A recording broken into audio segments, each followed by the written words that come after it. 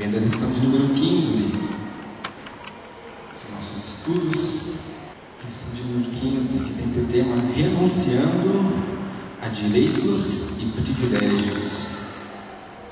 O nosso versículo-chave se encontra em 1 Coríntios, capítulo 9, o verso 25.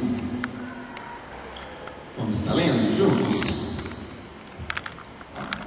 Todo atleta em tudo se domina, aqueles para alcançar uma coroa corruptível, nós, porém, a incorruptível. 1 Coríntios 9, 25. Amém? Querido Deus, nós te louvamos, Senhor, e agradecemos a Ti, Jesus, pelo privilégio que temos de poder estar aqui na Tua casa, poder aprender um pouco mais a Tua palavra, Jesus. Pai, que Teu Espírito Santo possa nos ensinar nesta hora. O Senhor é o nosso melhor professor, Pai. Por isso nós pedimos que o Senhor possa realmente abrir nosso entendimento, abrir os nossos olhos espirituais, nossos ouvidos, a Deus, o nosso coração, para que possamos ouvir, entender e viver a Tua palavra, Senhor. Cada dia mais e mais, Pai, que possamos crescer, Senhor, realmente na graça e no conhecimento do Senhor Jesus, a Deus. Fala conosco nesta hora, Pai. Em nome de Jesus, nós te louvamos e te agradecemos desde já. Amém. Queridos, nós temos visto durante todas essas lições passadas, até inclusive a lição passada, Paulo estava abordando um problema específico que o Coríntios estava enfrentando, a questão dos alimentos, né? A questão das carnes consagradas aos ídolos. E Paulo vai continuar falando isso. Nós vamos ver no capítulo 10 que Paulo depois ele vai continuar abordando esse assunto, que era um problema e Paulo precisava tratar isso. Mas hoje, a lição 15, ela vai tratar especificamente do capítulo 9. Nós vamos meditar em todo o capítulo 9 hoje. E aqui, nós podemos ver que Paulo ele meio que abre um parênteses aqui, nessa discussão sobre os alimentos consagrados a ídolos, sobre aqueles problemas que eles estavam enfrentando. E Paulo vai tratar agora aqui especificamente sobre o seu apostolado, sobre o seu chamado. Paulo ele vai deixar bem claro nos pontos que vai ser interessante para nós aprendermos. Ele vai abordar exatamente isso, sobre o que era o apostolado dele, aquilo que realmente o apóstolo tem direito, e ao mesmo tempo aquilo que ele se propõe a estar renunciando, mesmo sabendo que ele teria direito a tudo isso. Então nós vamos ver os dois lados aqui. Paulo ele mostra pela palavra os direitos daqueles que são ministros de Cristo, daqueles que são chamados para anunciar a palavra de Deus, e ao mesmo tempo ele já coloca o lado dele, a escolha dele. Não que essa deva ser o padrão, mas Paulo assim decidiu fazer. Então nós vamos ver o que Paulo decidiu fazer, como a própria lição diz, né, o tema, renunciando a direitos e privilégios. Então nós vamos ver todo o capítulo 9 de 1 Coríntios hoje. Aqui logo na introdução, no finzinho do primeiro parágrafo, já deixa bem claro assim, que Paulo ele demonstra que todo cristão deve estar disposto a abrir mão de direitos e privilégios por amor ao Evangelho. Será que é fácil nós abrirmos mão de algumas coisas da nossa vida? Muitas vezes não, né? Mas é isso que Paulo quer mostrar aqui. É possível? É possível. Com certeza é possível. Paulo demonstrou isso durante toda a sua vida. Então nós vamos ver aqui o que Paulo tem a nos ensinar. Vamos ver aqui então do capítulo 9 de 1 Coríntios. Vamos ler até o 7. Não sou eu apóstolo? Não sou livre? Não vi eu a Jesus Cristo, Senhor nosso? Não sois vós a minha obra no Senhor? Se eu não sou apóstolo para os outros, ao menos o sou para vós, porque vós sois o selo do meu apostolado no Senhor. Esta é a minha defesa para com os que me condenam. Não temos nós direito de comer e de beber? Não temos nós direito de levar conosco uma mulher irmã, como também os demais apóstolos e os irmãos do Senhor e Cefas? Ou só eu e Barnabé não temos direito de deixar de trabalhar? Quem jamais milita à sua própria custa? Quem planta a vinha e come do seu fruto? Ou quem apacenta o gado e não come do leite do gado? Queridos, logo que no começo, Paulo, nós vemos que ali na cidade de Corinto, havia não só ele, mas outros também que estavam anunciando o reino. E o apostolado de Paulo, ele estava sendo criticado ali também. A autoridade de Paulo estava sendo criticada. E Paulo já de cara já mostra aqui o porquê que ele realmente confirmava o seu apostolado. Aqui a revista aponta 3 pontos. Primeiro, a sua autoridade não estava vinculada à autoridade humana. O seu ministério não estava subordinado a homem algum. Ele tinha essa convicção de que a autoridade que estava sobre ele não vinha de nenhum homem, mas vinha de Deus. Ele tinha essa convicção que a autoridade dele não estava vinculada à autoridade humana nenhuma, sim a Deus. Segundo, ele mesmo, aqui em uma visão, como nós sabemos da história de Paulo, ele viu o Senhor Jesus. Ele tinha convicção do seu chamado. O próprio Senhor falou com ele. E o terceiro, os próprios coríntios, os crentes coríntios, eram fruto do seu trabalho apostólico, como ele mesmo diz aí, o selo do meu apostolado. Ninguém mais do que os coríntios podiam provar a autenticidade da atividade do apóstolo. Mesmo assim, Paulo não reivindicou direito algum. Então Paulo tinha convicção do seu chamado, do seu apostolado. Sabia que não tinha vindo de homem algum, mas de Deus. O próprio Senhor tinha o chamado. E a prova de que realmente ele estava no propósito de Deus eram os próprios frutos. Os próprios coríntios ali, melhor do que ninguém, podiam falar se realmente a unção de Deus estava na vida de Paulo ou não. Como ele mesmo diz, vocês são o selo do meu apostolado, vocês são a confirmação de que realmente o Senhor está comigo, de que Deus está fazendo uma obra na vida de vocês. Falando sobre a questão da autoridade que vem da parte de Deus, algo muito interessante tem que ser lembrado. A autoridade que vem de Deus na vida de alguém, o pastor, o líder, aquele que tem um ministério, essa autoridade acompanha em todo lugar, aonde ele for. Tá? Quando é uma autoridade que vem de Deus, nós não precisamos reivindicar essa autoridade. Deus coloca e aqueles que estão na direção reconhecem essa autoridade. Não há confronto. Quando há confronto, tem alguma coisa errada. Alguma coisa não vem de Deus. Então não pode haver confronto. Quando eu fiquei 2 anos fora, eu saí daqui como professor de escola bíblica, eu continuei sendo professor de escola bíblica para você. Eu não tive que falar nada.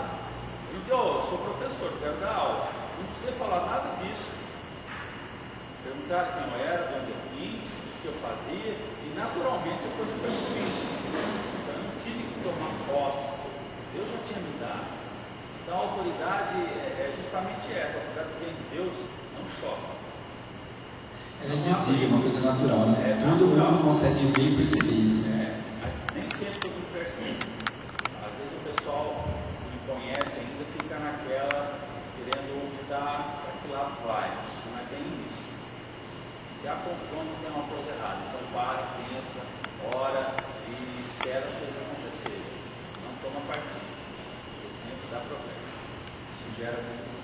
Sim, isso é um problema sério. Isso realmente existe. Quando fica claro, acabar criando ou não, dependendo se é no local exatamente, até criando uma divisão dentro do próprio reino. Dentro do próprio reino acaba tendo essa divisão. Que é questionado, tem essa autoridade, mas será que tem mesmo? Né? As atitudes dizem isso, né? Então é realmente complicado isso.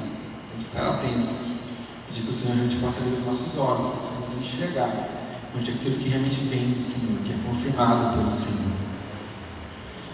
Então Paulo aqui, ele deixa bem claro que todos aqueles que têm esse chamado do Senhor, eles têm direitos a algumas coisas. E Paulo começa a questionar isso aqui, Primeiro, aqui no versículo 4: não temos nós direito de comer e de beber? Olha só, direito de comer e de beber. que Paulo está dizendo aqui na lição? Não temos o direito de comer e de beber? Paulo, quando ele recusou o sustento financeiro da igreja de Corinto, não estava negando o direito que os ministros do Evangelho têm de receber salário para a manutenção da vida material. Fê-lo porque, na ocasião, entendeu que poderia ser um embaraço para as suas atividades. Em várias ocasiões, trabalhou na confecção de tendas para se sustentar enquanto pregava o Evangelho. Todos sabem disso, ou sabiam, mas qual era a profissão de Paulo? A própria revista que já falou. Paulo, ele fazia tendas, era um construtor de tendas. Olha que interessante aqui, que ele deixa bem claro que os ministros de Deus têm o direito de comer e de beber, de terem as suas necessidades supridas pelo próprio local onde eles estão ali ministrando. Eles têm esse direito de serem mantidos financeiramente para ter o seu sustento. Mas Paulo, ele abriu mão disso. Não que isso seja errado, Paulo mostra exatamente, tem direito. Mas ele preferiu abrir mão disso, porque ele não queria que isso causasse um problema na igreja. Isso não levantasse, não viesse a ser um impedimento dele continuar ali o seu trabalho, a obra de Deus. Paulo abriu mão disso, como ele mesmo diz em alguns textos, que o próprio sustento dele vinha das suas mãos. O sustento do seu trabalho como construtor de tendas, ele ia se mantendo. Lógico, não deixando de pregar o Evangelho, mas o sustento dele vinha do seu próprio trabalho diário de fazer tendas. Lá em Atos 18, versículo aqui, 18, 3 e 4, deixa isso bem claro. Vamos abrir lá rapidinho. Atos 18.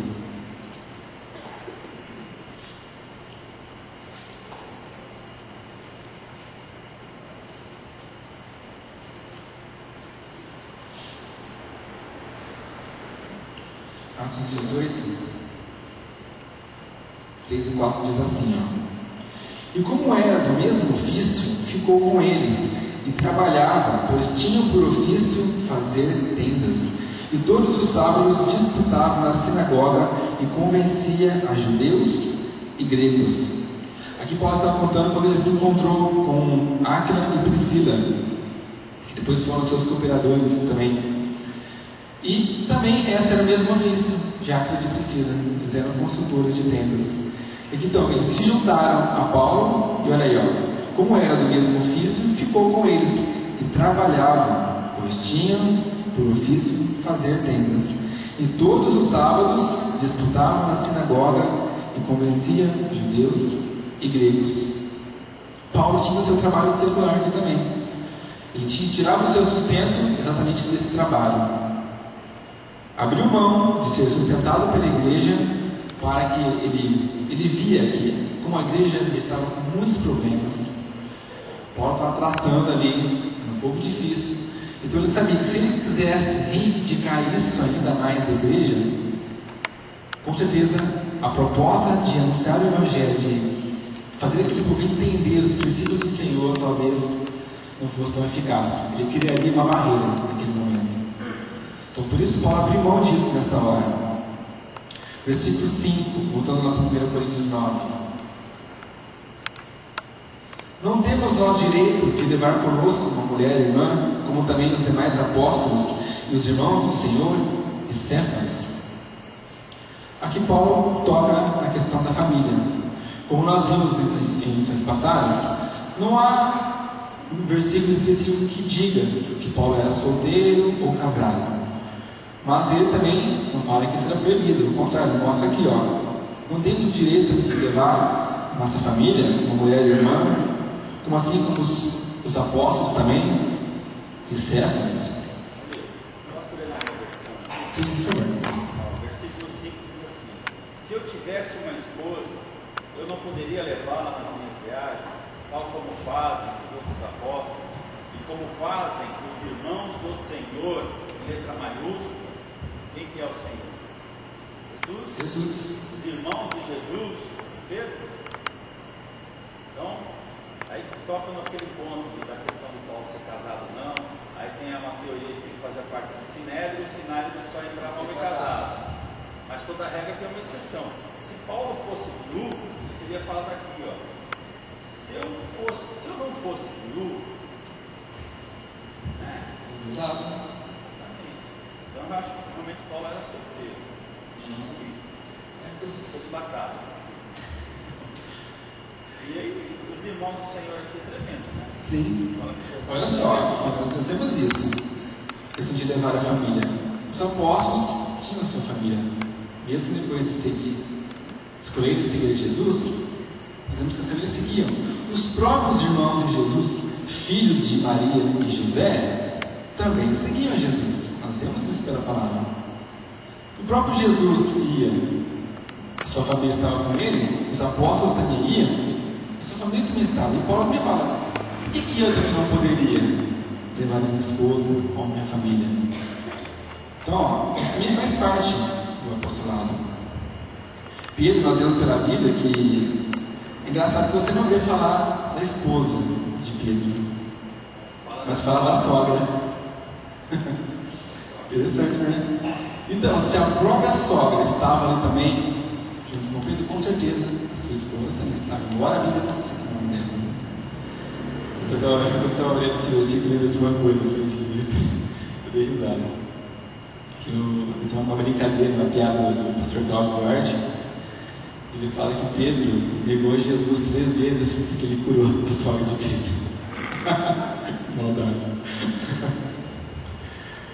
Mas aqui Paulo mostra, então, a família também poderia fazer parte, não tinha impedimento algum da família também estar fazendo parte do apostolado e também ser sustentada, por que não, pela igreja. Ponto 3 aqui: o direito à recompensa pelo serviço prestado, versículos 6 e 7. Ou só eu e Barnabé não temos direito de deixar de trabalhar? Quem jamais milita à sua própria custa? Quem planta a vinha e não come do seu fruto? Ou quem apacenta o gado e não come do leite do gado? Vamos lá para 1 Tessalonicenses 2,9.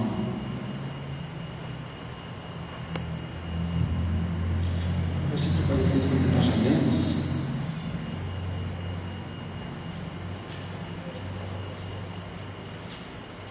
Alguém pode ler, por favor?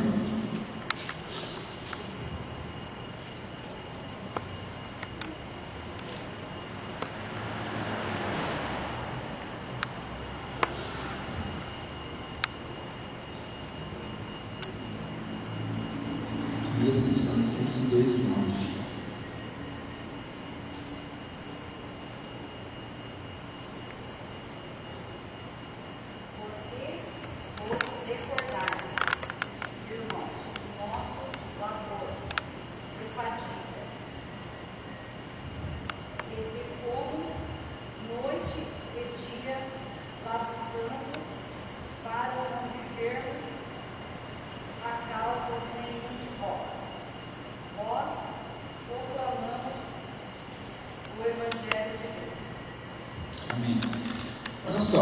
A mesma coisa, nós estamos aqui em Tessalonicenses. A mesma coisa aconteceu quando Paulo estava lá em Tessalônica.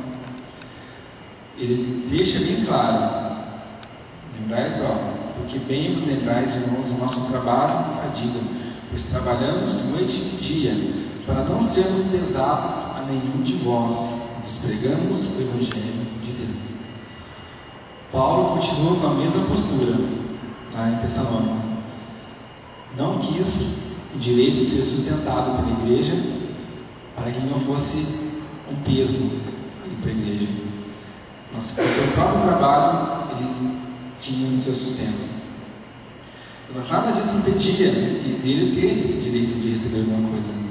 Como também, aqui tá, a revista tinha lembrado, isso mostra aqui, assim, se as pessoas se dedicam a ocupações terrenas, o soldado, o lavrador e o pastor de ovelhas têm direito ao sustento, quanto mais aqueles que se dedicam ao serviço do Senhor. Então, se todos nós aqui temos o nosso trabalho secular, todos nós temos as nossas funções, se nós recebemos pelo nosso trabalho, Paulo diz, quanto mais aqueles que estão fazendo por amor ao Senhor, por aqueles que estão pregando o Evangelho de Cristo.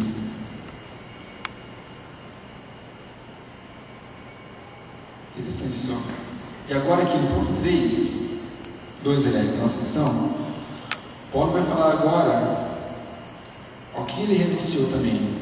Renuncio os meus direitos. Vamos voltar aqui para Coríntios.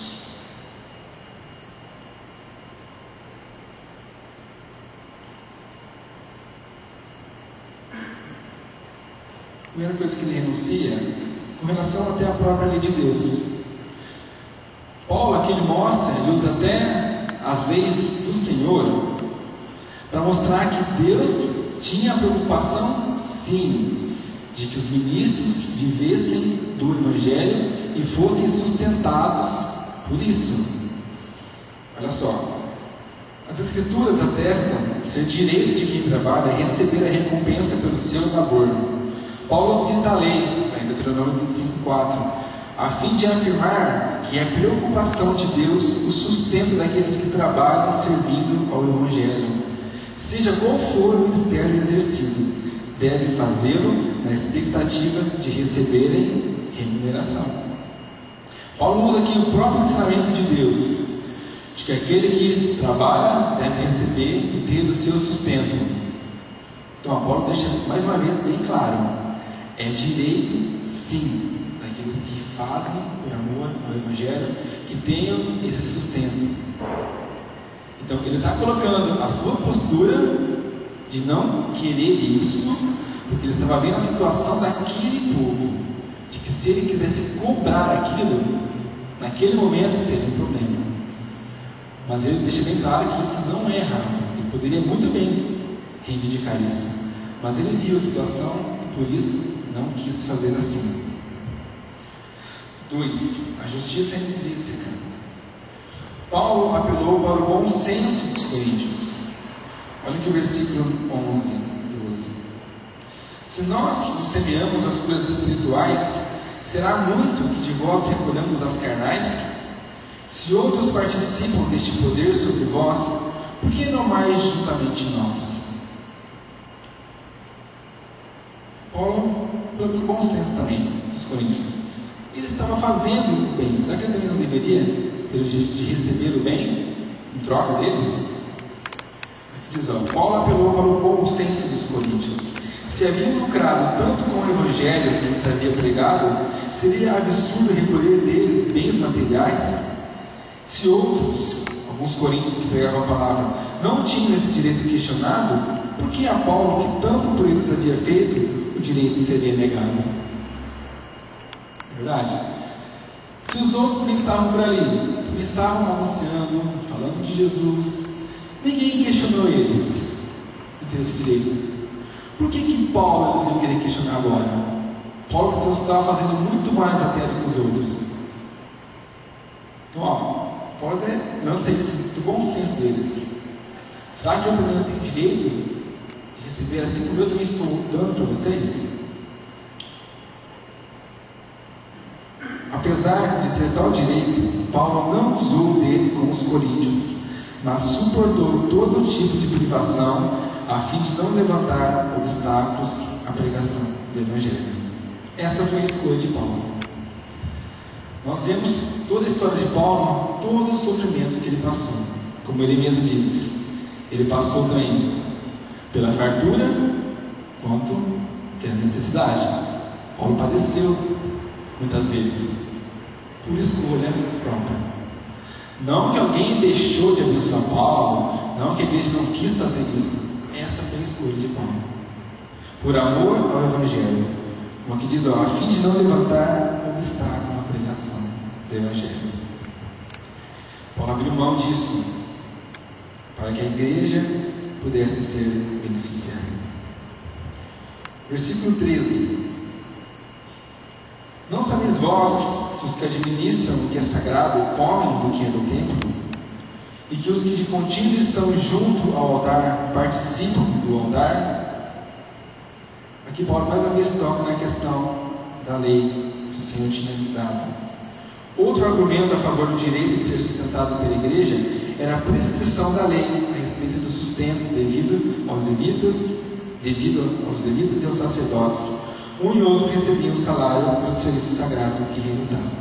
Mais uma vez, Paulo toca lá na lei, no Antigo Testamento, onde é definido que os levitas, aqueles que estavam na casa do Senhor, que foram chamados para ministrar na casa do Senhor, deveriam viver das ofertas que eram trazidas ali à casa do Senhor. Tudo aquilo que o povo levava para o templo e ofertava, uma parte específica disso era permitido que fosse entregue para os levitas, para o sustento dos levitas. Então Paulo reforça mais uma vez de novo algo, que é um direito sim, ser sustentado, como um costume, como a própria lei já dizia isso. Aqui também, como ordem do Senhor. O último argumento era indiscutível. O Senhor havia ordenado aos que pregam o Evangelho que vivam do Evangelho. Certamente Paulo se referia ao ensinamento de Cristo, em Mateus 8:10, quando escreveu a Timóteo com instruções mais detalhadas sobre esse mandamento do Senhor. Como aqui diz o versículo 14: assim ordenou também o Senhor aos que anunciam o Evangelho que vivam do Evangelho. Paulo mais uma vez mostrando, agora o próprio Jesus também ensinou isso. Ele mostra lá na lei, no Antigo Testamento, e agora ele traz os próprios ensinamentos de Jesus. Jesus também disse isso. Os que anunciam o Evangelho, que vivam do Evangelho. Versículo 15: mas eu de nenhuma dessas coisas usei, e não escrevi isso para que assim se faça comigo, porque melhor me fora morrer do que alguém fazer vã esta minha glória. Paulo está dizendo, eu escolhi não fazer isso, mas eu não estou escrevendo isso só para ver se vocês se tocam, vamos dizer assim, né? Estou falando isso, então, fazer nada. Não, essa não foi a intenção de Paulo. Não escrevi isso para que assim se faça comigo, porque melhor me fora morrer do que alguém fazer vã esta minha glória. Melhor assim do que eu querer fazer isso, achar que eu estou querendo me vangloriar e perder todo o meu trabalho, tudo aquilo que eu já fiz até hoje. Porque se anuncio o Evangelho, não tenho de que me gloriar, pois me é imposta esta obrigação, e ai de mim se não anunciar o Evangelho. E por isso, se faço de boa mente, terei prêmio, mas se de má vontade, apenas uma dispensação me é confiada. Logo, que prêmio tenho? Que evangelizando proponho de graça o Evangelho de Cristo, para não abusar do meu poder do Evangelho. Aqui, Paulo poderia aqui cobrar, mas ele pensa exatamente isso. O que as pessoas iam pensar dele. Como nós vimos na lição passada, Paulo fez isso não porque a sua consciência o condenava, mas o que a consciência do outro, daquelas pessoas, daqueles irmãos, poderia pensar. Será que isso poderia ser um choque, causar uma barreira? Por isso Paulo abriu mão disso. Aqui, uma revista. Paulo tinha motivos extremamente fortes para reivindicar os seus direitos. Talvez os coríntios tivessem esperado que fizesse, mas ele não estava preocupado com isso, porque encarava o ministério como desafio eterno. Preferia morrer a ver anulada a glória de ter pregado o Evangelho aos coríntios, sem lhes ter sido pesado. Por outro lado, não podia gloriar-se de exercer o mistério da palavra, porque o fazia por vocação divina, ou tinha certeza do seu chamado.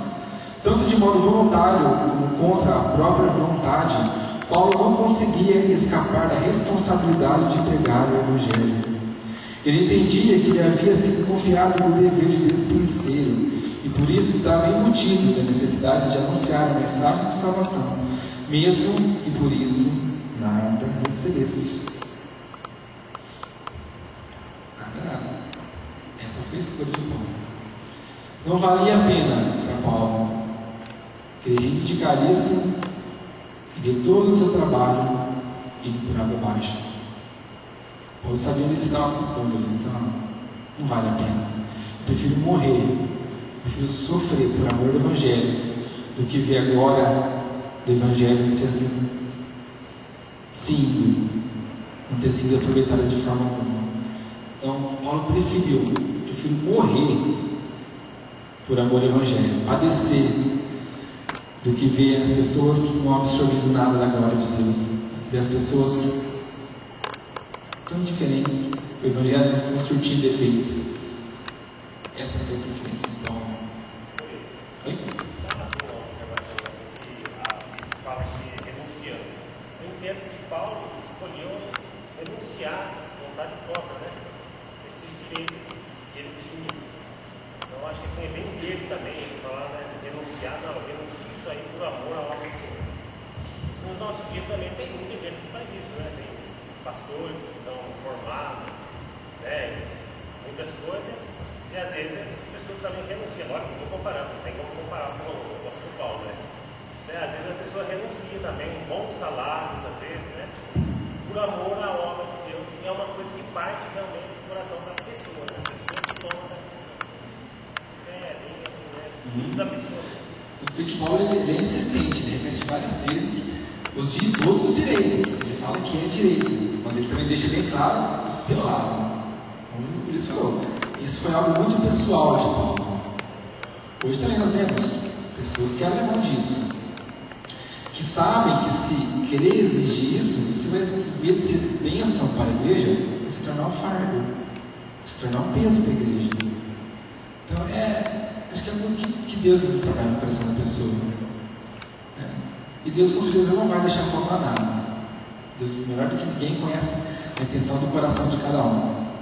Sabe as necessidades que todos temos, que todos têm, e não vai deixar faltar, assim como foi com Paulo. Paulo passou por algumas dificuldades? Sim, mas em tudo ele viu a boa mão do Senhor ali o sustentando e guardando a sua vida. Esquecendo que é uma opção dele. Sim, não é regra. Pura opção de Paulo. Deixa bem claro, essa foi a escolha dele. Essa foi a visão que ele viu, que ele teve para não ser um peso para o reino de Deus. E aqui agora Paulo se coloca como servo. Olha o versículo 19. Vamos ler aqui 19 para 23. Porque sendo livre para com todos, fiz-me servo de todos, para ganhar ainda mais. E fiz-me como judeu para os judeus, para ganhar os judeus. Para os que estão debaixo da lei, como se estivera debaixo da lei, para ganhar os que estão debaixo da lei. Para os que estão sem lei, como se estivera sem lei, não estando sem lei para com Deus, mas debaixo da lei de Cristo, para ganhar os que estão sem lei. Fiz-me como fraco para os fracos, para ganhar os fracos. Fiz-me de tudo para todos, para por todos os meios chegar a salvar alguns. E eu faço isso por causa do Evangelho, para ser também participante dele. Queridos, aqui nós vemos o amor de Paulo por todos. Paulo se coloca aqui como realmente um servo, disposto a servir a todos, todos. A partir desse versículo nós vamos ver aqui algo interessante de Paulo. Primeiro ponto que a gente fala aqui, as autorrestrições. Paulo reafirmou que era livre. Ninguém tinha jugo sobre jugo algum. Não tinha sobre jugo algum. No entanto, disse: fiz-me escravo de todos, a fim de ganhar o maior número possível. Não que sacrificasse princípios espirituais e morais, mas estava disposto a mudar hábitos preferenciais e estilo de vida, se com isso viesse a ganhar pessoas para Cristo. Olha como Paulo se coloca aqui. Como ele mesmo diz, ele era livre. Como nós vemos aqui sobre a liberdade cristã que nós temos hoje em Cristo. Mas ao mesmo tempo ele se coloca agora como um escravo de todos. Para quê? Para tentar alcançar o máximo de pessoas possíveis. Paulo se coloca até nesse ponto aqui, como diz, disposto a mudar hábitos preferenciais e estilo de vida, se com isso viesse a ganhar pessoas para Cristo. Paulo estava disposto até a mudar as suas rotinas, os seus hábitos, a sua conduta, se com isso, se ele fazendo isso, ele conseguisse anunciar o Evangelho, ele conseguisse atrair a atenção das pessoas, para que elas ouvissem o Evangelho. Eu leio esse texto, eu imagino Paulo como se fosse realmente um camaleão. Lembra do camaleão? Aonde ele ia, ele procurava se adaptar àquele meio. Não como se fosse um estranho ali no meio, que chocasse as pessoas castanhas. Não, Paulo meio que se infiltrava realmente. Ele absorvia tudo aquilo que as pessoas tinham, o modo de conduta, o seu estilo. Logicamente, entende que isso não ferisse os princípios de Deus. Aí vira bagunça, né? Mas Paulo procurava absorver tudo aquilo que estava no meio do povo e se colocar ali no meio também, para que fosse mais fácil a comunicação.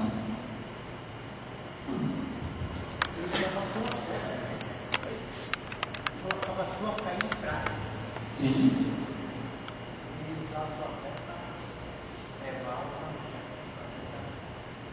Com certeza, isso defende também, né? O ambiente que você vai enfrentar.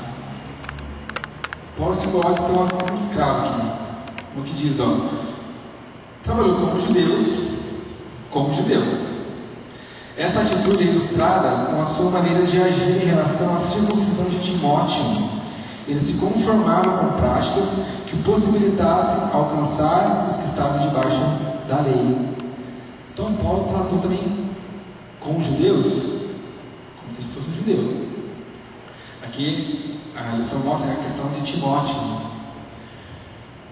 Timóteo estava sendo recomendado para ir lá também ajudar Paulo com os ali judeus. Os judeus tinham toda a sua regra, toda a sua conduta. Timóteo, a mãe de Timóteo era judia, mas o pai de Timóteo era grego. Ou seja, os judeus consideravam Timóteo como sendo de um povo misto. Timóteo não era judeu. E aí, como que os judeus iam aceitar o não judeu ali, pregando? Paulo teve a solução e Timóteo concordou. Qual era o princípio e o costume dos judeus? A questão da circuncisão. Sendo Timóteo circuncidado, assim os judeus conseguiriam ver ele como também um judeu. Olha, ele está abrindo mão disso, está se tornando realmente, seguindo os nossos costumes, se tornando como um judeu. Então, olha só, Timóteo concordou com isso. Timóteo foi circuncidado, mesmo já adulto, para que ele pudesse também chegar aos judeus, não fosse mais visto como um estranho. Olha só, se igualou com os judeus para conseguir atingir os judeus, com sem lei, como se fosse sem lei. A lei foi dada aos judeus e não aos gentios. Assim, quando estava entre os gentios, Paulo se adaptava às suas práticas e costumes, até onde isso era possível, sem deixar de ser leal a Cristo. Entretanto, quando agia desse modo, como estando sem lei, estava sob a lei de Cristo. Estava pronto a cumprir seu compromisso de amar, honrar e agradar o Senhor. Isso não impediu de se adaptar ao modo de vida dos gentios, quanto aos aspectos culturais, a fim de ganhá-los para Cristo. Aqui o contrário. Os judeus tinham todas as leis, que eles seguiam rigorosamente. Mas e os gentios, que não tinham essa lei? Paulo também se coloca diante deles como se ele não tivesse nenhuma lei, absorvendo as culturas daquele povo, como mesmo diz aqui, não que eles estivessem sem lei realmente, aqui ele se coloca debaixo da lei de Cristo. Ele vai entrando ali com aqueles que não tinham lei, se adaptando, mas sem ferir os princípios de Cristo, sem ferir os mandamentos do Senhor, para alcançar também aqueles que ali não tinham a lei como os judeus. Para com os fracos, os fracos eram os excessivamente escrupulosos ou sensíveis demais em relação a questões não essenciais. Com o fim de ganhá-los para Cristo, o apóstolo preferia sujeitar-se a uma dieta vegetariana e não comer a carne sacrificada aos ídolos, que é o que nós vimos nas lições passadas. para não ferir a consciência deles, como nós vimos, não era para ferir a consciência de Paulo, para que não ferisse a consciência dos coríntios, Paulo abriu mão de não comer a carne, para não ser um escândalo. Não que se ele comer, mesmo diz, ele poderia comer. Se ele comesse, a sua consciência não condenava. Mas por amor àqueles que ainda não estavam entendendo isso, para aqueles que ele até chama de fracos, os fracos na fé, aqueles que achavam que se eles comessem, eles estavam pecando contra Deus. Então Paulo também, eu estou ali com eles, eu não vou comer carne também. Eles não comem, não vou ser eu que vou comer para escandalizar eles. Então, queridos, olha, Paulo, ele se adaptava ao meio. Por que essas restrições? Vamos ver aqui,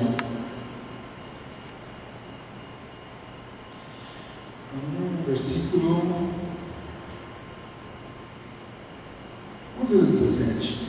Não, bem, estou errado.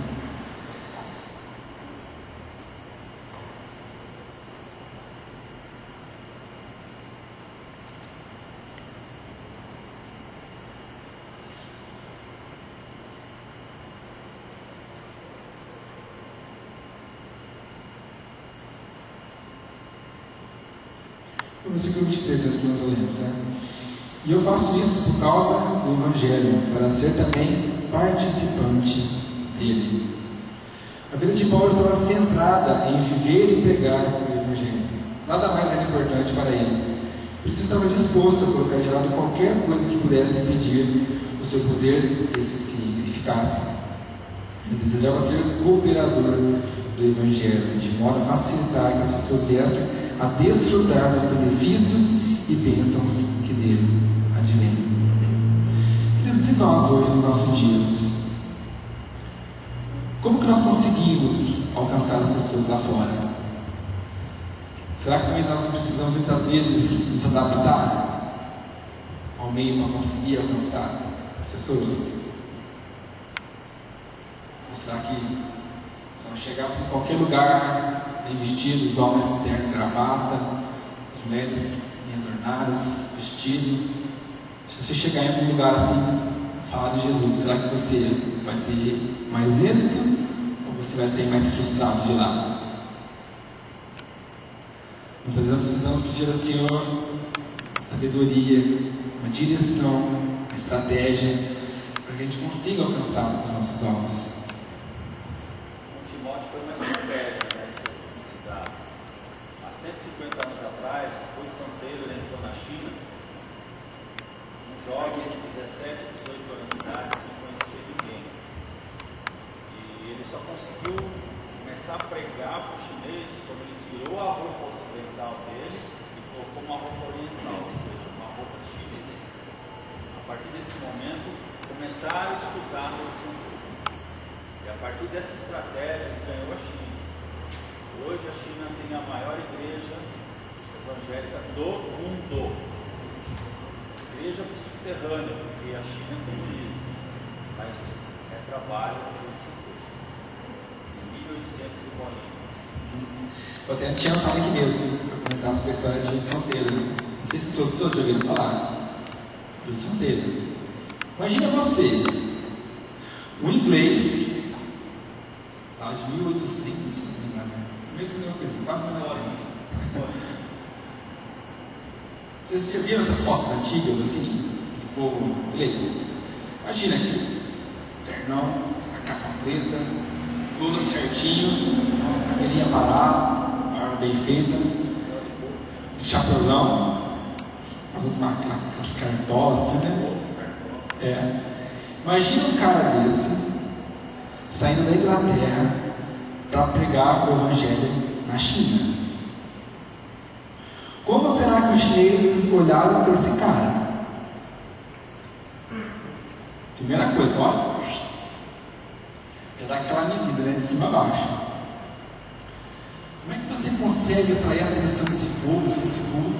Nossa, quem é esse cara aí? Olha, que cara estranho. E o solteiro percebeu isso. Da forma como ele estava, não estava tendo êxito nenhum.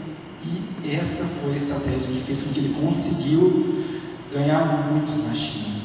ele deixou todo o seu costume que ele tinha da Inglaterra e adotou todos os costumes dos chineses. Se vestiu em roupões, amarrava o cinto. Os relatos dizem que ele raspou a sua cabeça e deixou só o cabelo suficiente para que ele conseguisse fazer uma trança, como era o costume dos chineses. Era só aquela trancinha que caía aqui. Imagina, um homem todo com suas regras, seus costumes, abriu mão disso tudo, a ponto de raspar a cabeça, deixar só uma trança, usar todas aquelas roupas, aquelas vestimentas, se tornou um chinês. O seu de palitinho, ele adicionou toda a cultura dos chineses. E aí sim, os chineses viram, nossa, ele está disposto a realmente ser um de nós aqui. Foi aí que ele conseguiu ganhar o coração daquele povo. E se você for ver, se você puder tiver um tempinho, dá uma estudada sobre a vida do Edson Taylor. Que homem de Deus realmente. Teve esse chamado, essa visão de ir para a China. Mas ele teve essa estratégia do Senhor para conseguir o seu objetivo. Se não me engano, é enterrado lá. Ele viveu 51 anos na China, pregando o evangelho na China. E foi enterrado ali. Seu corpo está lá na China. Não foi para a Inglaterra, na terra dos seus pais. Deixou seu coração ali. E ali ele foi enterrado. Junto com o povo chinês. Abriu mão do seu país por amor ao evangelho. Aqui, ó, a revista diz: Paulo buscava claramente uma adaptabilidade criativa e sensível nas relações com os incrédulos. Era o mais versátil dos homens, nunca se limitando a uma só maneira de trabalhar, e sempre ouvindo as ideias de Deus em cada situação. É a direção do Espírito, querido. Isso é andar no Espírito. É ser guiado e conduzido pelo Espírito Santo. O Espírito Santo vai te dar estratégia para você conseguir alcançar, você ser eficaz ali. Como você trabalharia numa praça cheia de drogados? Como seria a sua abordagem com esse povo? Precisa de estratégia. Precisa às vezes entrar ali na gira dos manos ali. Não é? Sim. Vai pegar cozinha, aí. Então, é um desafio também, às vezes. Não só para os missionários, nós aqui. Olha a nossa realidade de volta. Seja drogado, não, que nós também temos que ter muito cuidado com isso. Eu já comentei. Não é que você vai querer se adaptar, que você também vai fugir dos princípios de Deus. E também até onde você pode ir. Não é você está lá drogado, não, vamos ficar uma baseada aí com os meus aí. Mano, chega aí, dá um tapinha aí. Vamos viajar com Jesus agora, velho. Só na brisa, vamos na brisa. Não tem como, né? Queridos, eu vi uma coisa interessante. Eu não sei se vocês sabem. Bom, na Lagoinha eles têm inúmeros ministérios que trabalham especificamente cada detalhe, cada área. E agora eles têm um culto lá, um culto recente, faz um tempo que eles criaram esse culto, que chama Culto Cores. Não sei se você já ouviu falar. Esse culto, eles trabalham com gays, lésbicas, bissexuais e transexuais. É um culto só com esse tipo de gente. Não que eles estão lá para passar a mão, né, cuidando, e as pessoas continuando na prática do pecado. Eles viram a necessidade disso porque essas próprias pessoas começaram a procurar os pastores, porque eles estavam sendo tocados por Deus para sair dessa vida, mas por eles próprios eles não tinham forças, não estavam com tendo dificuldade de vencer isso, estavam num conflito terrível. E eles viram isso, essa necessidade, e começaram a fazer um trabalho específico só com esse tipo de gente.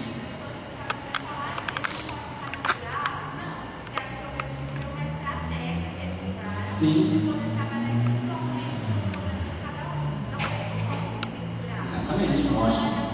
Mas o que aconteceu? Essas próprias pessoas estavam realmente no meio. Mas, por exemplo, no culto de oração, no culto de domingo, a palavra em si, muitas vezes, não estava atingindo aquilo que eles precisavam receber. Eles precisavam de uma atenção especial, um tratamento especial. E veio essa estratégia de criar esse culto.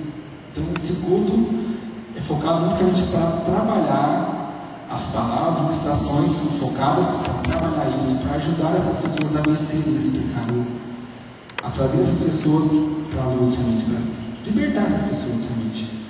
Então, as próprias pessoas buscaram isso, pediram essa ajuda, eles viram essa necessidade, olha só, para trabalhar com um grupo de pessoas. Eles procuraram que a igreja, quando uma igreja busca a direção de Deus, começa a crescer fisicamente, o poder de Deus na cidade também cresce, a autoridade de Deus também cresce. Quando a igreja começa a crescer, as trevas começam a retroceder. Por isso que esse pessoal pediu ajuda. Muito mais fácil quando alguém pede ajuda do que você tentar resgatar se o cara não quer ajuda. A maioria é assim. Mas quando a igreja começa a crescer, o poder de Deus começa a se expandir na cidade, essas pessoas são tocadas por quê? Porque as trevas começam a perder força. Por isso que é importante estar na direção do Espírito Santo dentro do ministério. Mas o Espírito fala, vai por aqui, você quer ir por aqui. Por que você quer ir por aqui? Mas é em nome de Deus, mas tudo bem, em nome de Deus, mas Deus quer aqui, então vai aqui.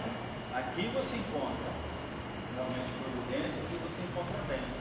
A gente vê às vezes que o pastor pregou outro dia, está dentro da igreja, cresceu dentro da igreja, ouviu a palavra, mas quer fazer algo em nome da igreja ou em nome do Senhor, numa área a qual ele não foi chamado. Aí ele se frustra.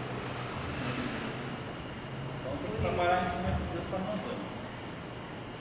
Foi muito bom você abordar esse assunto lá na Lagoinha, porque várias pessoas já veio falar para mim que a Lagoinha não é mais uma igreja séria por causa desse grupo, né?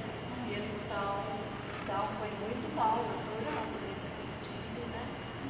Muito bom falar para a igreja que não tem nada a ver. Gente, sabe se nós estamos totalmente sujeitos a esse tipo de pessoa para quê? E aí, como nós vamos tratar essas pessoas? Isolar? Ignorar? Gente, seria um absurdo deixar o banco reservado para isso. Então, isso aqui é só para os drogados, aqui só para gays, então, aqui só os que nasceram da igreja. Não! Que evangelho é esse que estamos vivendo então? Que faz acepção de pessoas.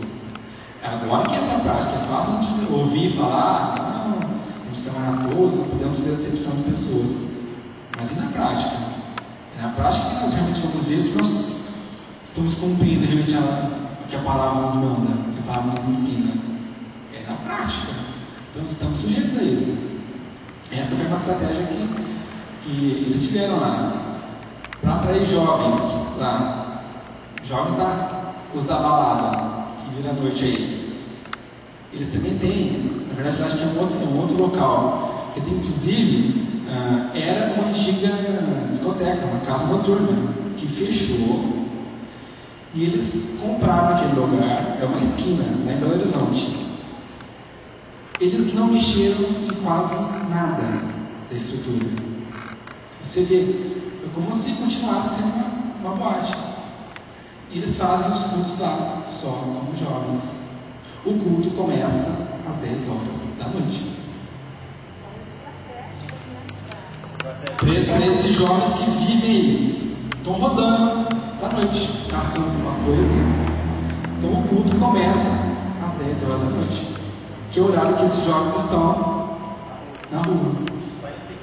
Saindo, começando a sair de casa. Quando muitos estão quase dormindo já, eles estão se preparando para sair. Também precisam ouvir de Jesus.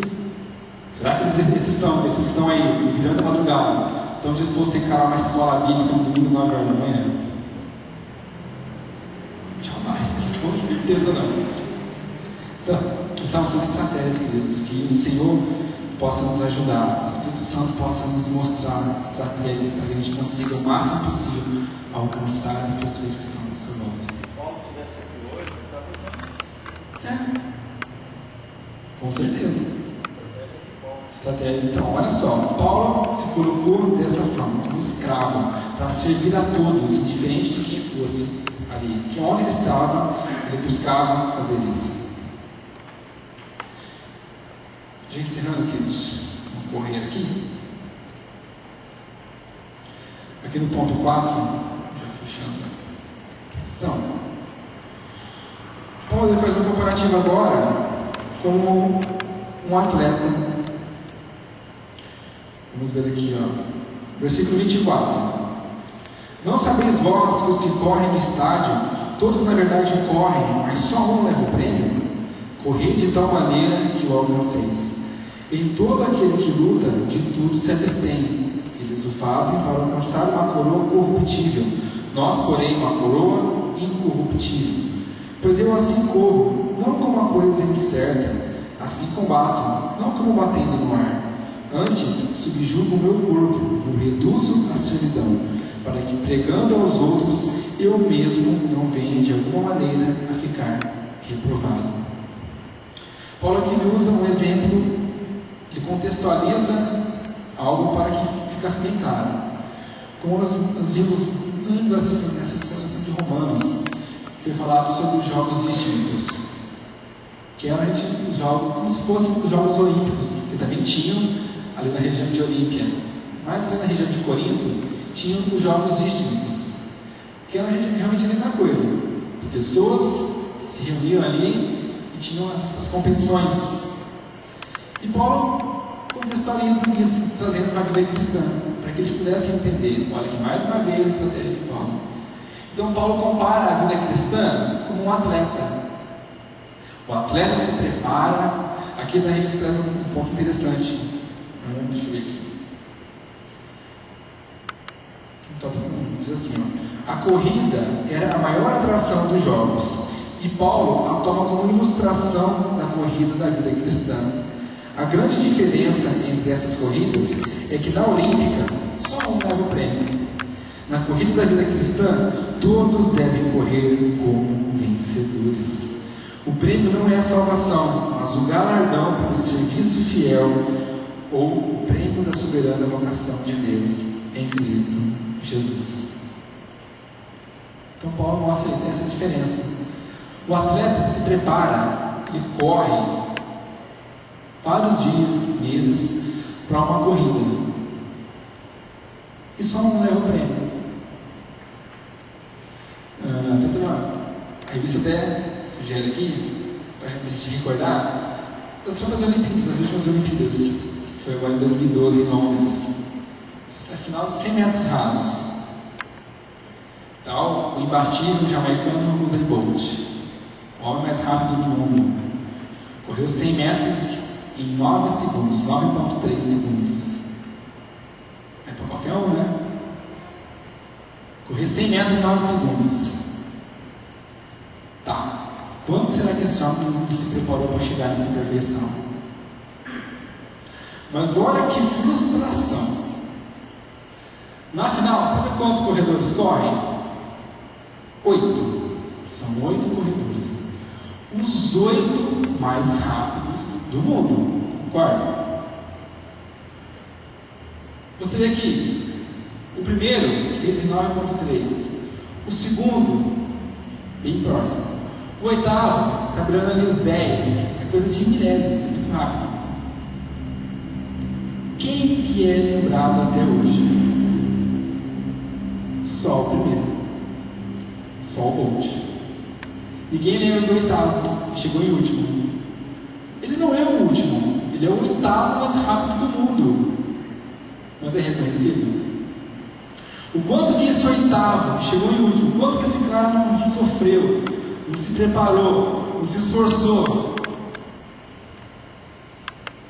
O que ele ganhou? Nada. Chegou. Talvez uns milésimos atrás do primeiro. Chegou. Quer dizer, o que Paulo mostra aqui? o atleta se prepara, se dedica, se esforça, mas só um leva o prêmio. E o prêmio ainda é uma coroa corruptível. Como aqui na revista mostra, deixa eu achar aqui. A diferença entre ambos é que o primeiro receberia uma coroa corruptível. Olha o prêmio, que legal. Uma guirlanda de flores ou de folhas que logo murchavam.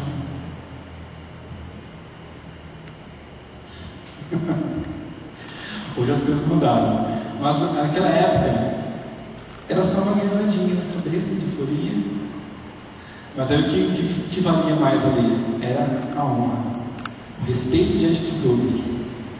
Hoje não discorre mais por causa do prêmio, né? Hoje você ganha muito, mas na época era o respeito. Uma coroa corruptível, logo murchado. Mas qual mostra que nossa vida cristã, nós já podemos correr como vencedores. Podemos correr como vencedores. Porque se nós completarmos a nossa carreira, como Paulo mesmo diz, lá no final da sua vida, nós temos uma coroa incorruptível preparada para nós. Algo que a traça, ferrugem, nada nessa terra tira da gente. Algo que é reconhecido pelo próprio Senhor nas nossas vidas. Essa é a grande diferença. Então Paulo faz essa comparação. Vocês podem já correr como vencedores. Vocês não vão ser lá como aquele oitavo, que preparou, correu, não ganhou nada. Não. Nós podemos correr como vencedores. Se nós corremos a carreira em Cristo, nós já somos vencedores. Se nós trilharmos e permanecemos até o final, nós somos vencedores. A vitória já está garantida. Então Paulo já mostra que dá um ânimo para esse povo. Qual tem sido a nossa motivação para a gente se entregar realmente, totalmente, para fazer a vontade de Deus? Como nós vimos, Paulo abriu mão de muitas coisas, abriu mão de várias coisas, por amor ao Evangelho, para que o Evangelho fosse pregado, para que as pessoas fossem tocadas. Qual tem sido a nossa motivação? Talvez muitas vezes a gente, na nossa caminhada, no começo, aquele gás, aquele fogo, aquele primeiro amor, às vezes com o tempo, com as dificuldades, nós damos uma relaxadinha, como se fosse um atleta, a gente vai sair daquele gás, não, esse é meu alvo, vou conseguir. Aí no meio do treino você dá aquelas dores, você dá umas câimbras aí, a gente dá uma desanimada. E aí, como tem sido a nossa motivação? Nós possamos ser motivados a cada dia, pedir que o Senhor venha nos renovar a cada dia, para que nós possamos ter o mesmo amor que Paulo teve em anunciar o Evangelho. Se dispôs a abrir mão de muitas coisas. Não que nós precisemos abrir mão de tudo. Se o Senhor assim tocar no seu coração, assim faça. Mas não que isso é uma regra. Mas que Paulo quer deixar bem claro que nós não podemos perder a motivação de trabalhar para o Senhor. Perder a motivação de fazer o melhor pela causa do Senhor. Então, queridos, que o Espírito Santo possa nos moldar a cada dia. Que você possa ser um atleta de Cristo. Amém? Que possa se preparar, assim como um atleta. Como a gente se prepara na carreira cristã? Meditando na palavra, orando ao Senhor, buscando a direção do Senhor a cada dia, pedindo o renovo do Espírito Santo sobre as nossas vidas, nos revestindo, orando, jejuando, a cada dia nos fortalecendo, para que assim a gente consiga estarmos cada dia mais preparados para correr a carreira que nos está proposta a cada dia. Amém? Está disposto? Amém? Nós precisamos nos animar. E aí, Paulo é um exemplo. Paulo possa realmente ser um exemplo nas nossas vidas. Possamos pedir que o Senhor possa nos renovar a cada dia. E a gente venha a se dispor a fazer o melhor para o Senhor. Amém? Vamos colocar de pé, vamos orar ao Senhor.